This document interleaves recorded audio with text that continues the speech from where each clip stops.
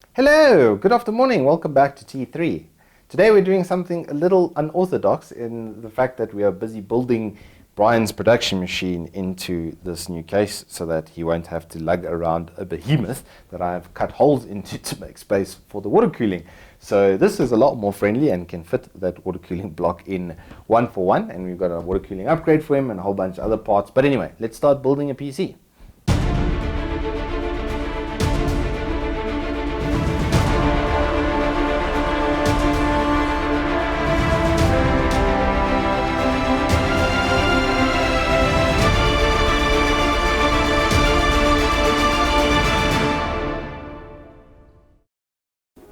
Okay, so this was Brian's old case, my old 600T, which has been pretty good to me. I've had it for, I don't know, about 6-7 years. It's like when it came out, these graphite 600Ts, and it's been a decent case. It's got, you know, some mesh and filters and all kind of rubbish on it, but it wasn't made for water cooling. The modern age water cooling with these closed loop IOs.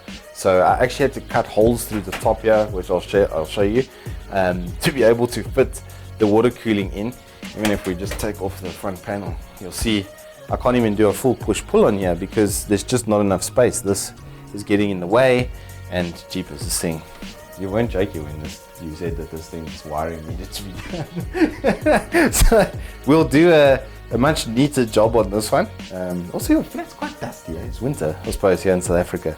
So we saw with my fans as well, it's a very dusty time. So we're going to give it a clean out, give it a full rework into this with a better water cooling kit. I've got the other Coolermaster RGB kit, so it'll be all Coolermaster in the Coolermaster case. And it's going to be a lot easier to move around because we kind of need to take these for some of our production and shows and that kind of stuff. So yeah, from that front, it is going to be much better in the little MB500 because this is all steel. This is the full thing that's basically steel, so it weighs an absolute ton. So yeah, anyway, without further ado, I'm going to start building a machine.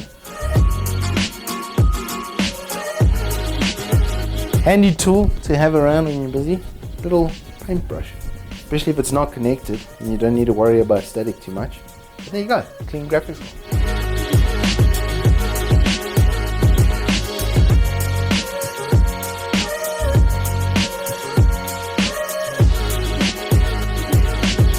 When you're building PCs, alright, you often lose your screws.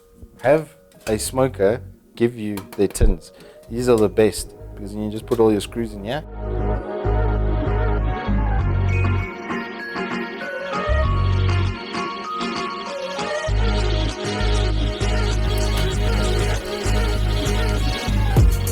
Not too bad, still gunked up inside there, except for that side. Check there. Constant maintenance. This is why you need to do it all the time, because we live in a very, very dusty part of the world. Like living in a mine shaft about cheapest.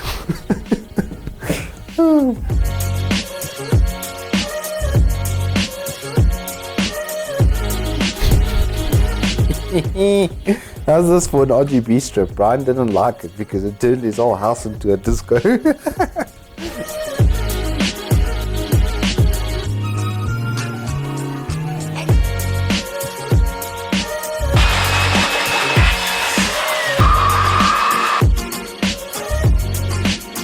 While I got you guys there, I was going to show you the difference between having a push-pull setup, so having one fan from the bottom of the radiator between and then coming out, and this one was by itself.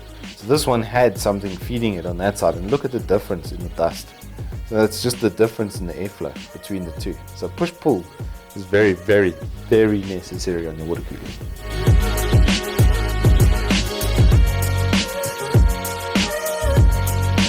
Alrighty, so it's show and tell time. This is why this case is being put to bed. There's a 200mm fan up front here, which is cool, but where do I put a water cooling? Then there's this dual 120 setup on top over here, okay? So I'll lean over for your perusal, which sure, I can put water cooling there, but how do I get the fans through? So I had to cut a hole through the chassis to make space for it. So yeah, and as you saw with it installed, very much less than ideal because I could only have one push-pull setup on it. So yeah, it was time, and that's why I opted for the MB500 because it looks very nice, and it's a Midi chassis, pretty much the same as what we're using, and it's a high airflow chassis, so it's gonna be good.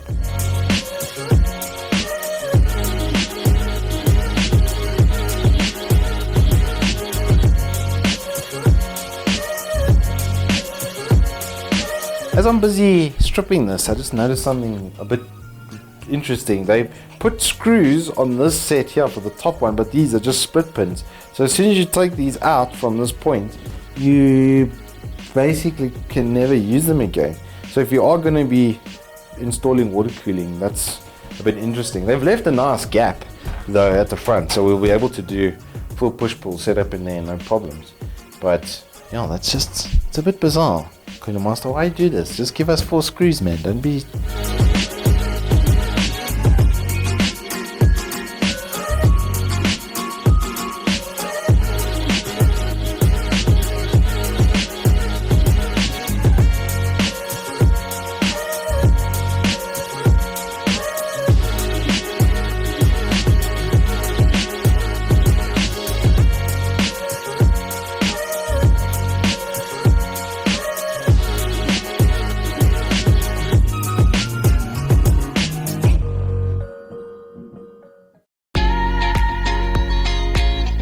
And there we have our beast of production built into this wonderful MB500 case. I love these cases. I've done about 6 builds of this nature in these kind of cases, and literally the only thing I would change in the entire case is that it has Velcro on the back panel. But it's so nice to have a completely Coolermaster setup on this build for cooling. I've put the jet flows in at the top because I'm going to need to get new 140mm fans. That's just the way it goes. You know, you can't really put a 120 in a 140 bracket. It doesn't work out very well. They're a bit short there. But for this build, it came together really nicely. So we've got the case fans, as it were, on full chat. They're busy pushing through the radiator. So this is full speed, and there's like literally little to no noise, which is just great. I did have to calm down the jet flows because once again, they are so strong they would like to push themselves through the table, not just extraction. They are jet flow by name and very jet flow by nature. But they're calmed down and they're doing their job phenomenally, and the temps look better already on this build than they did before. So I think from my side, as far as performance goes, it's definitely doing a lot better. But what do you think, Be Real? Because you are the guy that has to give the thumbs up. So we got production thumbs up. It's good, looks great, sounds good. So we got their production thumbs up. So he's happy, I'm happy. It looks great. I'm super happy to do a review and build on these cases. They're underappreciated in the South African market. I mean, all of this is under 1,000 Rand. You get those 3 fans that come with it that are quite silent and modeled on the jet flows with RGB goodness. Here's one of them, and there's 2 more that they put up at the front. So yeah, I can't stress to you guys how good this case is for the money. There isn't really anything in the Midi kind of area that I would recommend over this at this price. I mean, you could even look to their own line in the that MB520 RGB that we did, and that's almost exactly the same as what this is. So yeah, very good job once again from Coolermaster. Now, we did do a giveaway on this quite recently with a backpack, which was worth 1,700 Rand in total. So if you did miss that, unlucky for you, but we will be doing more in the future. So do stay tuned for more stuff here on T3, and I'll see you in the next one. Bye bye.